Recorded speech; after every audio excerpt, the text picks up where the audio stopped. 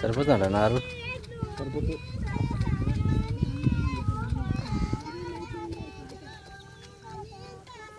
ఏంటంటే పలసం మొలిసింది, పందులు దొక్కినాయి, ఒత్తుంటుండే పందులు దొక్కినాయి. ఒక 3-4 రోజులు పందులు దొక్కినాయి, కాడి తుక్కు తుక్కు వేసినాయి. గల్లా ఎత్తు రంపులు ఉన్నది నారు, అందుకోసమే పందులు తుక్కు తుక్కు దొక్కినాయి. ఆడికాడికైనా పర్వాలేదు కానీ తక్కువ పడదు.